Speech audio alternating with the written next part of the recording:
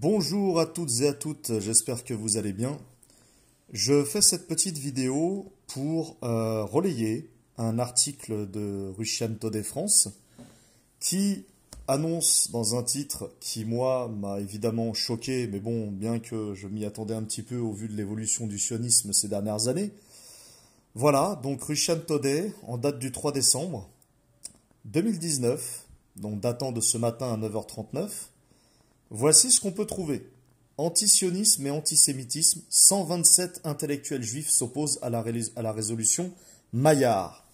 Alors les amis, j'ai découvert comme vous la résolution Maillard, donc votée en catimini aujourd'hui par les députés de l'Assemblée antinationale, puisqu'il n'y a plus rien d'Assemblée nationale dans notre pays. Cette Assemblée n'a aucune volonté à agir pour le bien commun. L'intérêt collectif, ils s'en foutent complètement. Ils ne font partie, pour la plupart, que de partis, de lobbies, de groupes de pression, ou bien servant les intérêts serviles des oligarques français et internationaux, et donc in fine des banksters. Donc ces gens-là se foutent complètement de l'avenir du pays et de la nation. Donc les amis, cette résolution, étudiée depuis quelques mois, notamment depuis le célèbre discours du CRIF, du dîner du CRIF de M. Emmanuel Macron, vous vous en souvenez tous, avec le bras levé en l'air de force par M. Khalifa, président du CRIF, ou plutôt d'un lobby communautariste qui n'a rien à voir évidemment avec les intérêts de la France, mais plutôt qui agit pour une puissance étrangère. Voilà, on en est arrivé aujourd'hui à ce qu'on craignait tous, c'est que la critique de l'État d'Israël en tant que gouvernement et non pas en tant que peuple, donc il faut bien faire la part des choses, la critique du sionisme, donc l'antisionisme, devrait normalement être chose naturelle dans notre pays. Notre pays qui est censé garantir la liberté d'expression. D'ailleurs, ça serait pas mal de demander à Charlie Hebdo pourquoi ils ne posent jamais de caricature antisioniste. Vous verrez, ils le feront jamais.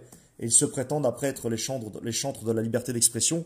Mais tout le monde comprend bien quel est le fond du problème. Donc voilà les amis, cette résolution nous dit quoi? Donc je vais tout de suite sur le site, donc le site Russian Today. Qu'est-ce qu'on nous dit? Et heureusement d'ailleurs, il y a un petit espoir, c'est qu'il y a eu 127 intellectuels juifs s'opposant à la résolution Maillard. Pourquoi? Parce que ces 127 intellectuels juifs, qui sont des universitaires pour la plupart, sont déjà des juifs antisionistes. Et pour le CRIF, ça c'est inacceptable. Pour l'entité sioniste, le gouvernement de Netanyahou, c'est inacceptable d'avoir en son rang des juifs qui sont antisionistes. Et ça, ils veulent pas en entendre parler, parce qu'évidemment, ça fait bugger leur matrice idéologique. Donc, ça vient jusqu'à nous. Donc il a fallu quand même que ce soit des Israéliens eux-mêmes qui viennent rappeler aux pro-sionistes de France la réalité d'une possibilité de pouvoir critiquer le sionisme international. Donc il y a en France des pro-sionistes plus sionistes que le sioniste. C'est quand même fort. C'est quand même fort de décoffrage, les amis. Il y a donc en France des talmudistes, des kabbalistes qui veulent être plus israéliens que l'israélien lui-même dans sa patrie. C'est quand même extraordinaire. Donc voilà, donc on n'est pas de toute façon à une contradiction près avec le lobby sioniste français. Et donc je continue les amis. Voilà, donc vous pouvez, je pense que beaucoup d'entre vous ont lu cet article aujourd'hui qui à mon avis va faire scandale dans quelques heures. Donc dans une tribune, 127 intellectuels et universités juives du monde entier demandent aux députés français de s'opposer à la nouvelle définition de l'antisémitisme qu'ils accusent de vouloir faire taire toute critique d'Israël et du sionisme. Donc, ces 127 intellectuels se sont exprimés dans une tribune parue au journal Le Monde le 2 décembre. Donc voilà, co-signée par 127 universitaires. Voilà, intellectuels juifs du monde entier. Donc c'est quand même extraordinaire. C'est-à-dire qu'en France, on n'est pas dans l'entité israélienne, on va interdire à des gens de critiquer la politique israélienne quand bien même ils seraient juifs. Là, on est dans une schizophrénie totale. On est dans quelque chose de très bipolaire. On est dans la débilité, on est dans la pathologie, on est d'accord. Alors, dans leur ligne de mire, la résolution controversée visant à adapter la définition de l'antisémitisme de l'Alliance internationale pour la mémoire de l'Holocauste. Donc c'est l'Alliance internationale pour la mémoire de l'Holocauste, en gros, qui donne le là dans le monde entier pour contraindre tous les pays occidentaux, voire même une bonne majorité des pays du monde, à adopter cette résolution. Non mais c'est chose extraordinaire. Là, on se fout de la gueule du monde, les amis. Donc voilà, qu'est-ce qui s'est passé? Ce texte-là a été présenté à l'Assemblée nationale par M. Sylvain Maillard. D'accord? Sylvain Maillard, je vais y revenir tout à l'heure. Donc le texte nous dit quoi? La France, qui l'a endossé en décembre avec ses partenaires européens, mettra en œuvre la définition de l'antisémitisme adoptée par l'Alliance internationale pour la mémoire de la Shoah, avait-il alors déclaré. Il ne s'agit pas de modifier le code pénal, il s'agit de préciser et raffermir les pratiques de nos magistrats ou de nos enseignants. Alors ça, c'est de l'entourloupe pure, ça. Ça, c'est de l'entourloupe pure. De nos enseignants. Mais jusqu'à preuve du contraire, les enseignants, ils se doivent d'avoir un devoir de neutralité, d'objectivité vis-à-vis de leurs élèves. Pareil pour les magistrats, ça veut dire que la séparation des pouvoirs, en gros, n'existe plus en France. Voilà. Eh ben, réponse cinglante des universitaires israéliens, qui eux-mêmes sont antisionistes, donc je précise, oui, on entend bien les amis, des juifs antisionistes. Et oui, ça existe. Et oui, il y en a plein dans le monde. Et ces juifs-là, franchement, que la paix soit sur eux, parce qu'ils ont compris quel était le problème et la nature profonde du problème dans leur pays et dans le monde entier en termes de lobbying kabbaliste, talmudiste et sioniste. Donc, voilà ce que disent les universitaires en question. Nous, universitaires et intellectuels juifs d'Israël et d'ailleurs, dont beaucoup de spécialistes de l'antisémitisme, de l'histoire du judaïsme et de l'Holocauste, élevons notre voix contre cette proposition de résolution. Protestent alors les signataires de la tribune de leur texte, qui voient dans cette définition un danger pour la liberté d'expression pouvant être utilisée contre toute critique de l'État d'Israël et du sionisme. On est d'accord, les amis? C'est comme si qu'aujourd'hui, je vais vous donner un exemple qui peut illustrer tout ça, c'est comme si qu'aujourd'hui, on essaierait de faire taire les critiques contre l'Iran, par exemple. Bon, moi personnellement, l'Iran, je soutiens la politique iranienne, pas parce qu'elle est chiite, sunnite ou quoi que ce soit, on s'en fout, mais tout simplement parce qu'elle s'oppose à la politique anglo-américaine et israélienne au Moyen-Orient. Donc voilà, pour cette raison, normalement, tous les gens issus de peuples libres de la terre devraient soutenir l'Iran, devraient soutenir le Venezuela, devraient soutenir la Bolivie. En tout cas, bon, la Bolivie, ce qu'il en reste, parce que malheureusement, le président est parti et c'est un libéral maintenant qui a pris sa place. Donc voilà, on devrait normalement tous être derrière ces pays-là. Et donc, je continue mon propos, les amis. C'est comme si que le Parlement français proposerait une résolution d'interdire toute critique de l'Iran, parce que quelque part, critiquer l'Iran, ça serait critiquer les chiites d'origine perse vivant en Iran. Eh ben, c'est la même chose pour Israël. Voilà ce qu'ils disent. En gros, critiquer Israël et sa politique, c'est viser quelque part le peuple israélien qui est donc juif. Ça, c'est du grand n'importe quoi, parce que ça veut dire dans ce cas-là que vous ignorez totalement les juifs qui sont antisionistes au sein même de l'État d'Israël. Voilà. Là, on est vraiment dans la débilité du sionisme français et international. On est dans la débilité du CRIF et tous leurs suiveurs. Voilà. Donc je continue, les amis. Alors ça, c'est pas mal. Donc depuis des années, le gouvernement israélien du Premier ministre Benjamin Netanyahou dénonce comme antisémite toute opposition à sa politique. Ça, c'est fort comme de décoffrage.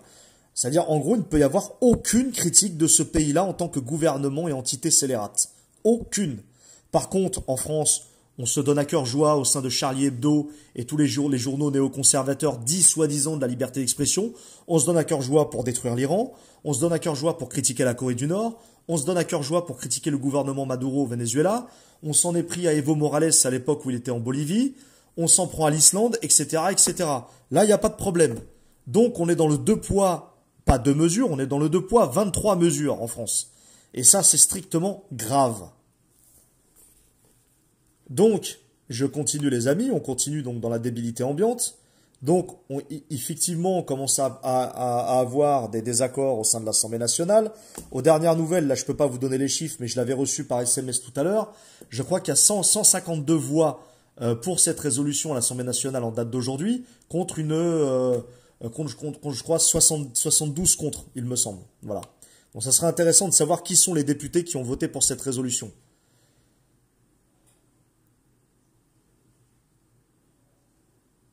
Voilà, donc là je continue. Donc je vous invite vraiment à aller voir cet article très intéressant sur Russian Today. Maintenant, je vais vous parler, les amis, de Sylvain Maillard, celui qui a lancé cette résolution. Donc c'est un député LaREM, voilà, donc né le 28 avril 1974. Il a fait partie de l'Union pour la démocratie française, le Nouveau Centre, l'Union des démocrates et indépendants. Il a été conseiller municipal dans le 9e arrondissement. Il a rejoint en 2014, évidemment, En Marche, avec donc Emmanuel Macron. Il a été élu député dans la première circonscription de Paris lors des élections législatives de 2017. Voilà, ça c'est pour son petit parcours. Je vais vous passer évidemment tout ce qui est formation, parce que là ça sert à rien. Bon, la majorité d'entre eux, de toute façon, passent par les grandes écoles. Là, ce qui est intéressant, les amis, je vais vous montrer quelque chose, moi, qui m'a sauté aux yeux. Bon, il a soutenu Valérie Pécresse, etc. Ok, il n'y a pas de problème. Là, je vais en venir. Voilà, nous y voilà. Les actions législatives de monsieur Sylvain Maillard.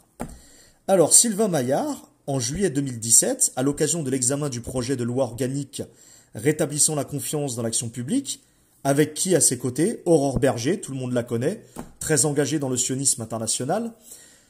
Aurore Berger qui est membre également de la French American Foundation, mais pas que, également membre de la French British Foundation. Et ouais, il y a aussi la version britannique. Également aux côtés de Bérangère Abba et de Mathieu Orphelin. Donc ces quatre-là se proposent de faire une publication de la liste de leurs rencontres avec des lobbies et groupes d'intérêt.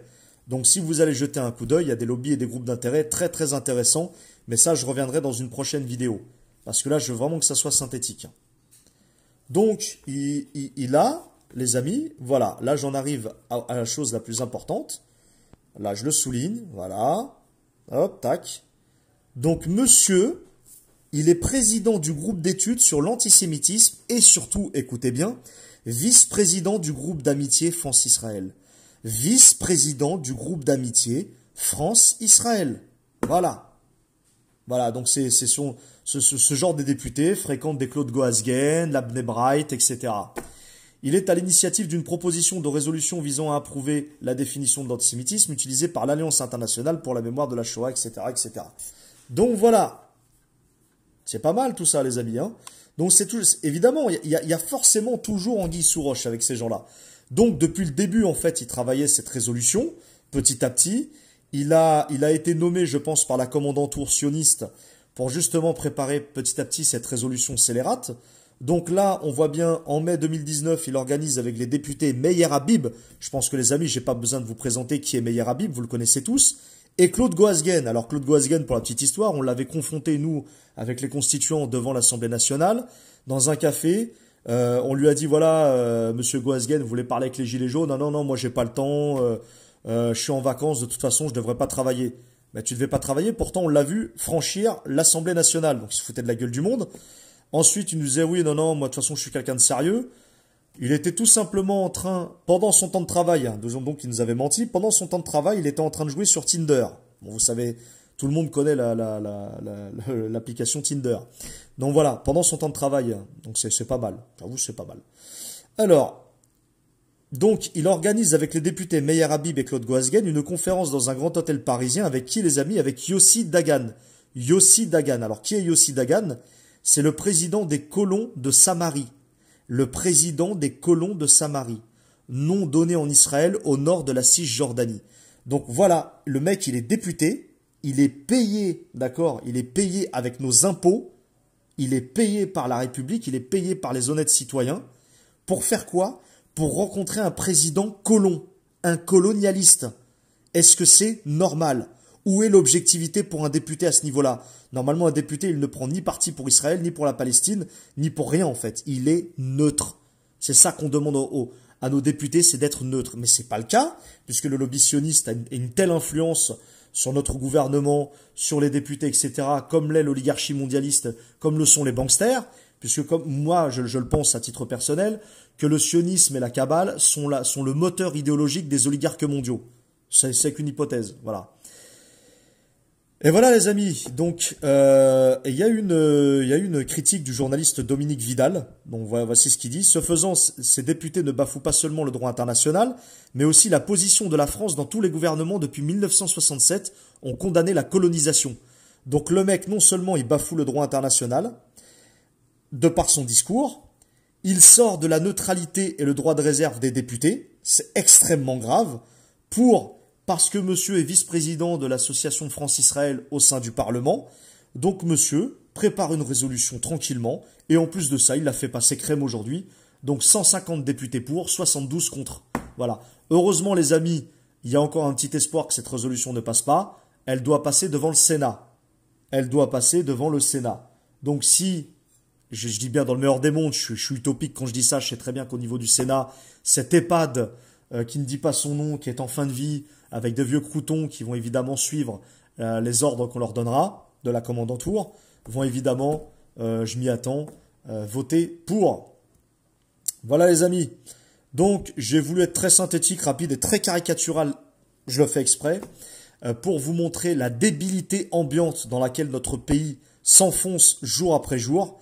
Ils n'ont rien d'autre à foutre que de voter ce genre de résolution, comme si que ça allait arranger les problèmes des Français, comme si que nous allons répondre aux besoins urgents de la population en termes de lutte sociale, comme si que nous allons répondre aux besoins des revendications des Gilets jaunes, et comme si qu'évidemment ce gouvernement allait répondre dans l'urgence pour la dette publique par exemple. Non, ils préfèrent voter des résolutions interdisant et mettant fin à la liberté d'expression en France de manière officielle. C'est comme ça que je le perçois, avec une résolution scélérate où au jour d'aujourd'hui, le seul cas unique dans le monde, c'est Israël.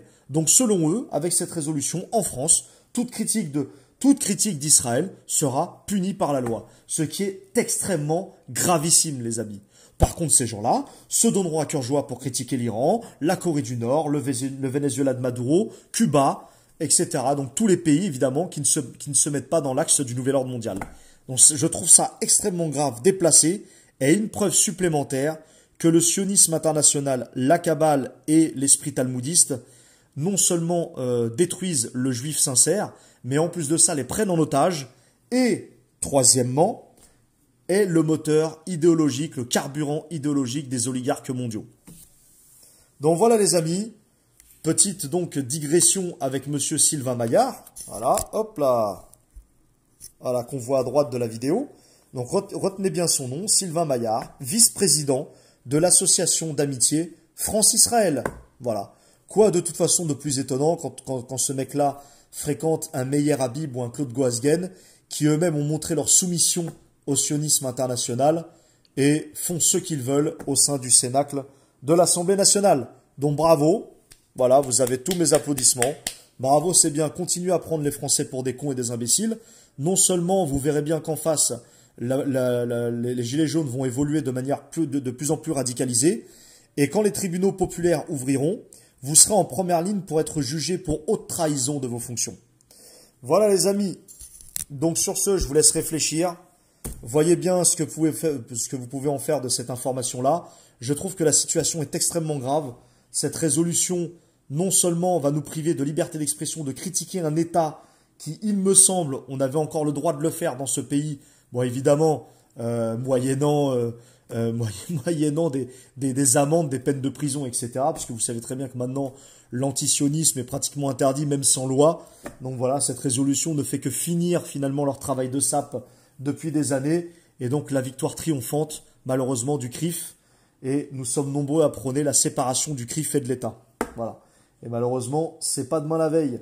Donc voilà les amis, renseignez-vous bien, et je tenais à remercier et à saluer les Juifs sincères, qui eux, se sentent, et sont beaucoup plus légitimes que nous tous réunis, puisqu'ils sont juifs, de critiquer le sionisme en tant que politique colonialiste et impérialiste au Moyen-Orient et dans le monde. Voilà, donc merci à ces universitaires d'avoir pris leurs responsabilités pour dénoncer cette résolution qui est complètement schizophrène et bipolaire, et surtout de prendre vraiment les Français pour des cons. Voilà les amis, sur ce je vous laisse, bonne réflexion et je vous dis à bientôt.